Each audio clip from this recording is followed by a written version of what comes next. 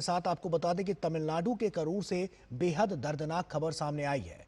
Film अभिनेता और TV के पार्टी के प्रमुख थलपति विजय की रैली में भगदड़ मच गई, जिसमें 30 से अधिक लोगों की मौत हो गई।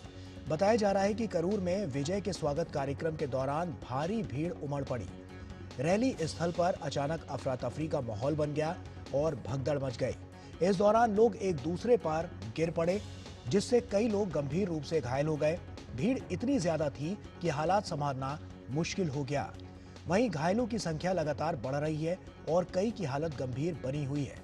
घटना के बाद घायलों को तुरंत नजदीकी अस्पतालों में भर्ती कराया गया है। टीवी के ने रैली की अनुमति लेने के समय पुलिस को बताया था कि करीब 10,000 लोगों की भीड़ आने की संभावना है, लेकिन मौके पर इससे कहीं ज्यादा भीड़ उमड़ पड़ी। पुलिस ने अब तक इस हादसे को लेकर आयोजकों के खिलाफ मामला दर्ज करने की प्रक्रिया शुरू कर दी है। आरोप है कि भीड़ प्रबंधन के नियमों का पालन नहीं किया गया, जिसके चलते ये दुखद हादसा हुआ है। इस वक्त की बेहद बड़ी और अहम खबर, लगातार इसको हम ट्रैक कर रहे हैं और आपको ये भी बता दें कि गृह मंत्री अमित शाह और रक्षा मंत्री ने इस पर दुख भी जताया। इसके अलावा राष्ट्रपति ने भी दुख जताया है और प्रधानमंत्री नरेंद्र मोदी ने भी इस पूरी घटना पर दुख जताया है।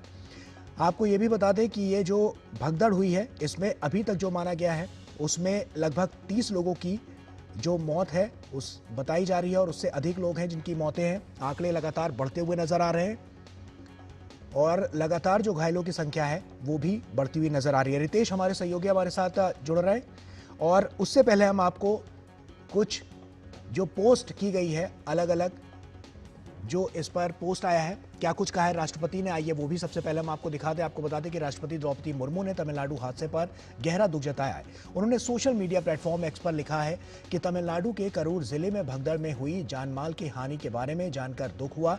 मैं शोक संतप्त परिजनों के प्रति अपनी गहरी संवेदना व्यक्त करती हूं और घायलों के शीघ्र स्वस्थ होने की प्रार्थना करती हूं।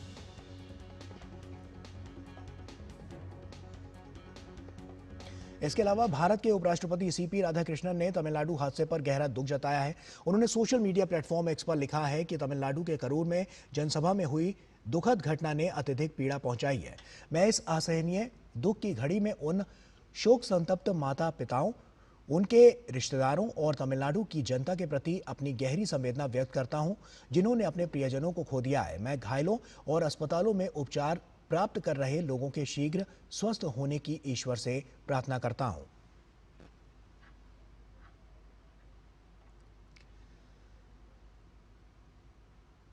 और वहीं तमिलनाडु में फेमस एक्टर विजय की रैली में भगदड़ पर प्रधानमंत्री नरेंद्र मोदी ने दुख व्यक्त किया है।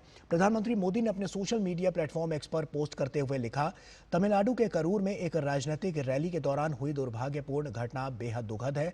मेरी संवेदनाएं उन परिवारों के साथ हैं जिन्होंने अपने प्रियजनों को खो दिया है। मैं इस कठिन समय में उन्हें शक्ति प्रदान करने की कामना करता हूं। सभी घायलों के शीघ्र स्वस्थ होने की कामना करता हूं।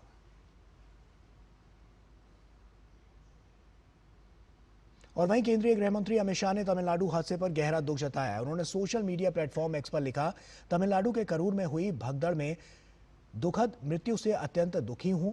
वहीं मृतकों के परिजनों के प्रति मेरी गहरी संवेदनाएं। मैं ईश्वर से प्रार्थना करता हूं कि उन्हें ये दुख सहने की शक्ति प्रदान करे और घायलों के शीघ्र स्वस्थ होने की कामना करता हूं।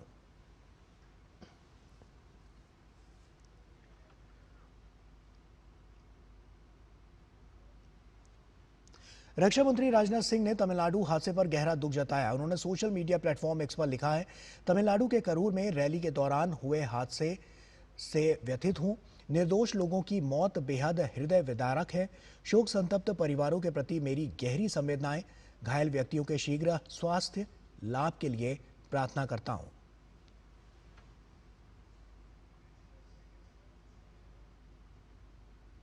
और तमिलनाडु की इसी घटना पर हमारे साथ हमारे सहयोगी रितेश रंजन जुड़ रहे हैं। रितेश का ये रुख करते हैं। रितेश, अभी क्या मौजूदा स्थिति वहां पर बनी हुई है और क्या हालात नजर आ रहे हैं? देखिए, मौजूदा स्थिति जो जानने को मिल रही है, अब तक जो मौत का आंकड़ा है वो 40 से ज्यादा जा चुका है। हम्म। और तमिलनाडु के मुख्यमंत्री एम.के. स्टालिन ने मृतकों को 5 लाख रुपए, मृतक के परिवारजनों के लिए 5 लाख रुपए की मुआवजा राशि और जो घायल हुए हैं उनके लिए 50,000 रुपए की मुआवजा राशि की घोषणा की है। वहीं आज ही जो जानकारी मिल रही है कि मुख्यमंत्री आज ही कारूर के लिए रवाना हो सकते हैं। वहीं उदयनिधि स्टालिन जो उप मुख्यमंत्री हैं और स्टालिन के पुत्र हैं, उनका कहीं विदेश जाने का दौरा था, उन्होंने अपना दौरा रद्द किया है और वो शीघ्र अतिशीघ्र कारूर की ओर रुख करने वाले हैं। और सबसे बड़ी बात जो यहाँ जो प्रत्यक्षदर्शी हैं, जो वहां लोग गए हुए थे, उनसे जब बात करने को मिल रही है तो ये जानकारी मिल रही है कि इसमें दो चीजें समझ में आती हैं। एक तो अभिनेता विजय, जिनको 12 बजे रैली में ही आना था, वो बहुत देर के बाद 6 बजे पहुंच रहे हैं और जिसके कारण भीड़ उनको देखने के लिए उमड़ती चली गई और काबू नहीं रह पाया। दूसरी तरफ एक ये है कि कुछ ऐसे लोग हैं जो बता रहे हैं कि इसमें राज्य सरकार और राज्य स्टेट की मशीनरी की विफलता है, क्योंकि जिस रैली के लिए 10,000 लोगों की अनुमति मांगी गई थी, वहां करीबन 40,000 से ज्यादा लोग आ गए थे। और इसका कारण यही है कि देरी, जो रैली 12 बजे होनी थी वो शाम के 6 बजे हुई। अभिनेता विजय 6 बजे पहुंचते हैं और उसके बाद कई चीजें ये भी देखने को मिलती हैं कि जो एम्बुलेंस था, एम्बुलेंस को जाने का भी रास्ता नहीं दिया जा रहा था उस रैली के दौरान। तो ये सबसे बड़ा संवेदनशीलता देखने को मिलती है। और सबसे बड़ी बात ये है कि इस रैली के दौरान जो परमिशन मांगी गई थी, जितने लोगों की परमिशन मांगी गई थी, अगर उससे ज्यादा भीड़ जुटती है तो पुलिस प्रशासन क्या कर रही है? सबसे बड़ा ऐसे में सवाल रितेश, प्रशासनिक अमले का क्या कुछ कहना है और किस तरह से अब आगे की जो जांच है वो की जा रही है और किस तरह से आगे कार्रवाई होगी? देखिए, जो जानकारी मिल रही है, इस मामले की जांच को सीबीसीआईडी को सौंपा जाएगा। अभी कुछ स्पष्ट नहीं हुआ है, लेकिन सूत्रों के अनुसार जो जानकारी मिल रही है कि इस घटना की जानकारी जांच सीबीसीआईडी को सौंपी जाएगी। और सबसे बड़ी बात है कि इस घटना के लिए जो जिम्मेदार हैं, जैसे अभी अभिनेता विजय हैं और ऑर्गेनाइजर, उन पे एफआईआर दर्ज की जाने वाली है। ठीक है। और ऐसे में अभी अगर हम ग्राउंड जीरो की बात करें तो वहां पर जहां पर ये पूरी रैली हुई है, वहां पर अभी मौजूदा स्थिति क्या कहती है? क्या सब कुछ नियंत्रण में है? और जो घायलों की संख्या है, क्या वो बढ़ती हुई नजर आ रही है? और उनके लिए उपचार के लिए किस तरह से उन्हें जल्दी से जल्दी हॉस्पिटल जो है वो वहां पर शिफ्ट किया जा रहा है? देखिए, घायलों की संख्या 50 से 60 बताई जा रही है, लेकिन प्रत्यक्षदर्शियों का कहना है कि यह संख्या 100 से ज्यादा है। और इनको जिन भी अभी पास के सरकारी अस्पताल में और कुछ प्राइवेट अस्पतालों में भर्ती कराया गया है, लेकिन वहां इतनी जो संख्या है, 40 तो मृत घोषित कर दिए गए हैं, लेकिन जो संख्या है 60 से ज्यादा लोग, 100 से ज्यादा लोग जो घायल हैं, इतनी संख्या को डील करने के लिए वहां डॉक्टर नहीं है। इसलिए पास के जिले से डॉक्टर और चिकित्सा स्वास्थ्य कर्मियों को तुरंत भेजा जा रहा है कारूर के जिले में, ताकि वहां स्वास्थ्य सुविधाएं इन घायलों को और जो लोग हैं उनको उनके इलाज और उनके स्वास्थ्य सुविधा के लिए मुहैया कराई जा सके। बिल्कुल। रितेश, ऐसी स्थिति आखिर क्यों वहां पर बनती हुई नजर आई? क्योंकि साफ तौर पर जैसा कि वहां पर तो भीड़ अनियंत्रित हो गई, ये एक सबसे बड़ा रीजन रहा, या इसके अलावा जो वहां पर चाक चौबंद जो व्यवस्थाएं की गई थी वो एक लिमिटेशन के हिसाब से 10,000 लोगों के हिसाब से की गई थी और वो वहां पर लोगों की संख्या ज्यादा हो गई? क्या इस वजह से ये हादसा जो है इतना बड़ा हो गया? देखिए, व्यवस्था चाक चौबंद थी, इस बात से मैं इनकार करता हूं। क्यों? क्योंकि जब 10,000 लोगों की अनुमति दी गई थी और जब संख्या बढ़ने लगी तो पुलिस प्रशासन कर क्या रही थी? काफी लोगों का यही शिकायत। और सबसे बड़ी बात, जो वहां लोग प्रत्यक्षदर्शी हैं, उनका यह कहना है कि एक तो रिफ्ट है राज्य सरकार और अभिनेता विजय की पार्टी के बीच, क्योंकि विजय मुखर रूप से डीएमके का विरोध करते हैं, डीएमके के नीतियों का विरोध करते हैं। तो जो बताया जा रहा है कि जब विजय मौके पर पहुंचे तो वहां बत्ती गुल कर दी गई थी, बिजली नहीं थी। और बिजली नहीं होने के कारण जो स्पीकर था वो आवाज नहीं कर रहा था, लोगों को पास जाना पड़ा था। और इस पास जाने, विजय को देखने के चक्कर में, पास जाने के चक्कर में जो है ये सारी घटना हुई है। तो ऐसे में रितेश, अभी वहां पर जो मौजूदा स्थिति है उससे कैसे वहां पर जो प्रशासनिक अमला है वो काम करता हुआ नजर आ रहा है और रेस्क्यू ऑपरेशन अभी वहां पर किस स्थिति में नजर आता है?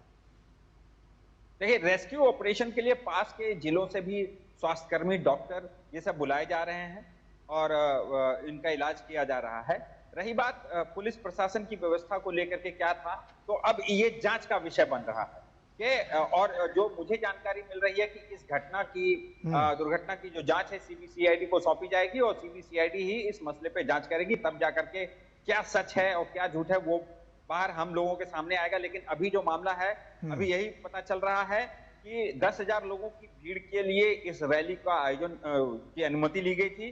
वहां रैली जो है 12 बजे होनी थी, लेकिन अभिनेता वहां 6 बजे पहुंचते हैं। इस दौरान भीड़ जुटती रही और पुलिस इस भीड़ को देख करके लापरवाह बनी। ऐसे में रितेश, एक सवाल और आता है कि राज्य सरकार इस पर अभी तक क्या एक्शन उनकी तरफ से लिया गया है? क्या कुछ अभी बताया जा रहा है? किस तरह से जो लोग हैं या जो पीड़ित हैं या उनके परिवार वाले हैं, उनके लिए क्या कुछ किया गया अब तक? देखिए, जैसा कि मैंने पहले भी बताया कि राज्य सरकार की ओर से जो मृतक हैं उनके परिजनों के लिए 5 लाख की मुआवजा राशि की घोषणा की गई है और जो घायल हैं उनके लिए 50,000 रुपए की मुआवजा राशि की घोषणा की गई। और इसके अलावा जिनका इलाज चल रहा है उनके लिए जो है राज्य सरकार निरंतर, और डीएमके के नेता और जो भाजपा के नेता हैं वो मौके पर पहुंच रहे हैं।